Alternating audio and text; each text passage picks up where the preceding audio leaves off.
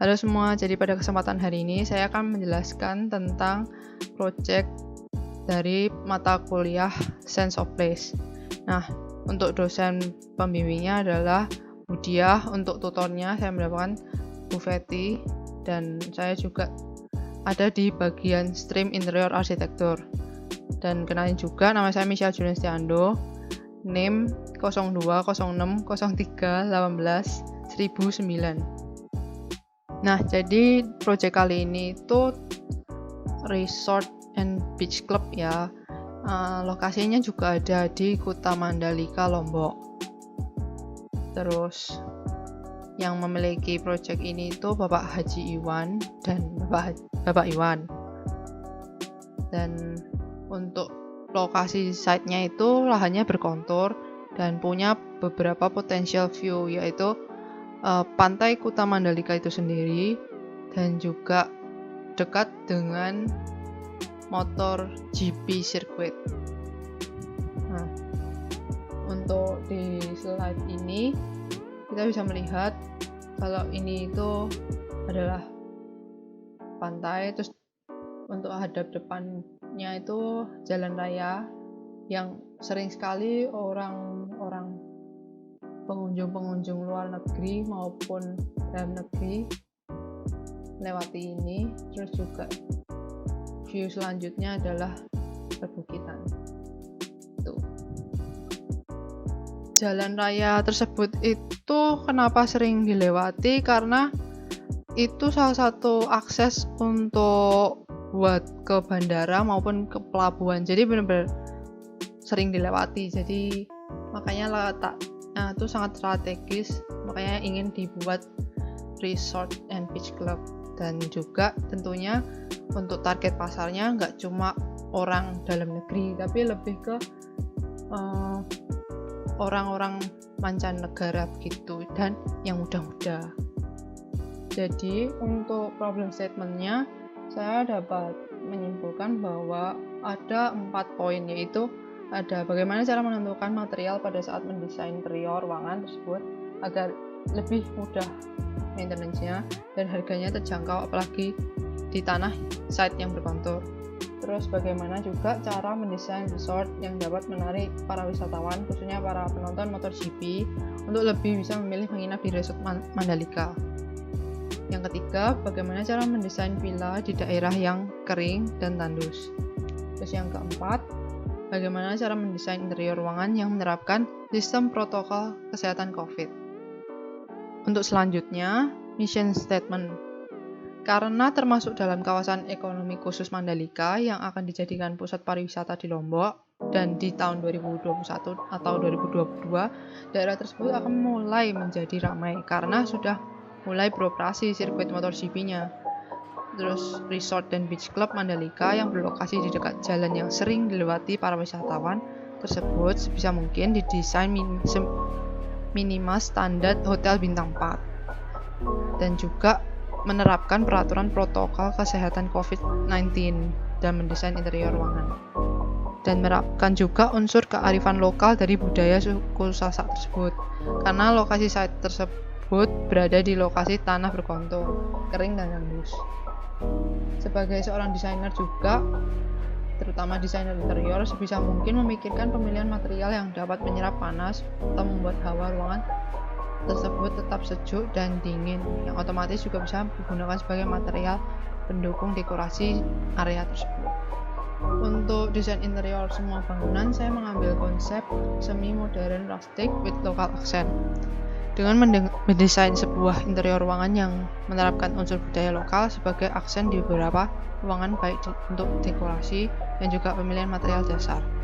Untuk color palette, menggunakan atau mengimplementasi color palette dari Nippon Paint, nuansa earth tone dalam mendesain interior ruangan dan bangunan. Untuk color chart guide-nya dari katalog Colors of Life Nippon Paint. Sedangkan untuk site-nya sendiri, saya sudah menganalisa untuk matahari, angin, terus juga vegetasi, jalur-jalur sirkulasi, dan suara bisa dilihat sebagai berikut. Karena saya dari stream interior arsitektur yang dimana bangunan-bangunannya sudah ada, dan berikut ini saya akan menampilkan beberapa form generation yang akan diterapkan dalam desain saya nanti. Untuk material-materialnya, karena aksen lokal sebagai aksen utama di dalam desain kali ini, material-material yang diterapkan dalam desain kali ini antara lain kain tenun khas Lombok, daun kelapa kering, bambu, batu alam, batu bata, terakota, alang-alang, dan jerami.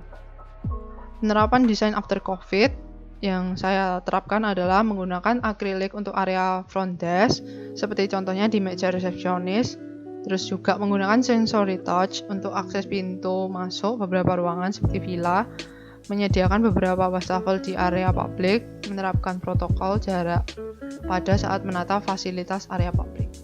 Jadi itu tadi merupakan sedikit observation and research tentang project kita itu seperti apa sih. Nah, untuk selanjutnya penerapan desainnya dan desainnya kita langsung jalan-jalan virtual aja, oke? Ya, selamat datang di Heartwood Hotel Lobby. Nah, aku mau sedikit cerita kenapa aku memberikan nama Resort and Beach Club saya itu Heartwood Hotel. Karena Heartwood sendiri itu memiliki arti inti pusat dari sebuah pohon yang terbuat dari kayu mati dan padat. Ia juga memberikan kekuatan pada pohon. Jadi aku pengennya hotel itu nantinya ketika sudah dibangun itu kuat gitu loh, kayak pohon gitu. Kuat yang aku maksud itu bukan cuma kayak fondasinya kuat karena pemilihan material yang bagus dan menggunakan local accent gitu, bukan cuma itu, tapi aku juga pengen menerapkan filosofi Heartwood itu kayak di para pekerjanya gitu loh, biar kuat kerja gitu-gitu. Nah, ini kita baru masuk ke lobby hotelnya aja udah nemu banyak banget material kayu. Nah, karena kan juga Heartwood Hotel dan aku juga konsepnya rustic, jadi masih seirama lah ya. Terus untuk area restonya di sebelah kiri itu lebih ke buat yang stand western, jadi orang itu nggak ambil sendiri tapi ada penjaga yang mengambilkan makanan gitu. Dan untuk yang sebelah kanan ada stand makanan untuk yang Indonesian food kayak gerobak-gerobakan gitu, jadi lebih dibedakan. Kenapa juga aku konsep restonya yang di lantai 1 kayak ada banyak stand-standnya. Nah, itu pikir saya kalau misalnya pengelola hotel nggak pengen punya restonya sendiri, kayak ambil dari orang lain kerjasama, nah itu bisa lumayan kesempatan untuk membantu masyarakat di Lombok gitu, untuk membuka stand dan menjualkan makanannya gitu. Lanjut kita naik ke lantai 2. Nah, sama seperti di lantai 1, kayak di salah satu bagian sisi dindingnya itu ada menunjukkan aksen dari Heartwood itu, jadi kayak dekorasi pohon, terus ranting-ranting seperti itu. Terus untuk di bagian ini itu adalah indoor, dimana kita bisa makan restoran berase gitu. Terus ini adalah ruangan rapat dan ini adalah kitchennya. Terus kita lanjut jalan-jalan ke luar restonya untuk outdoor seperti ini. Terus untuk selanjutnya kita akan jalan-jalan ke cafe and bar. Nah, seperti yang kita lihat, cafe and barnya ini sangatlah simple, modern dan rustic ya, karena kita bisa lihat dari pemilihan material dan furniture yang dipakai. Terus juga fungsi cafe and bar ini cuma sebagai untuk welcoming drink para tamu. Untuk selanjutnya kita jalan-jalan ke beach club. Nah, ini untuk area beach clubnya dan area swimming poolnya. Nah, karena juga kan beach club ya, pasti gak asik kalau gak ada tempat DJ-nya. Nah, kita menyediakan satu tempat panggung untuk DJ gitu. Terus untuk selanjutnya kita akan jalan-jalan ke area gym and yoga. Untuk pertama-tama kita masuk gitu ada kayak meja resepsionis. Terus untuk sisi sebelah kiri itu kita ke area yoga dan sisi sebelah kanan itu untuk area gym. Di samping tempat yoga and gym itu adalah tempat chapel and exhibition. Nah, untuk masuknya bisa dengan dua cara. Untuk yang pertama, kita lewat bawah itu kita bisa gunakan untuk tempat makan-makan kalau habis acara weddingan gitu, kayak ada panggung kecilnya buat kayak karaokean atau show-show gitu, nyanyi-nyanyi gitu. Atau juga bisa digunakan untuk tempat dansa untuk pengantin baru. Terus untuk naik ke lantai 2 itu baru mulai tempat buat weddingnya. Terus nah ya ini di lantai 2 ini kita bisa mengakses dari lantai 1 yang tadi atau juga dari pintu satunya ini. Nah, kalau lewat pintu satunya ini nanti kita keluar gitu langsung kayak ada jembatan panjang, menara pandang gitu.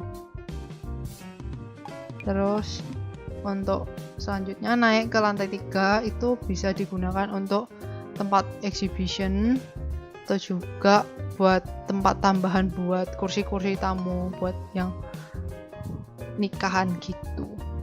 Kurang asik kalau kita belum mampir ke kamar-kamarnya ya. Yuk kita langsung kepoin kamar-kamarnya. Nah, untuk kamar standar itu ada yang menarik, yaitu ada aksen kain batik tenun dan bambu di backdrop kasurnya. Terus juga ada bed runner batik gitu.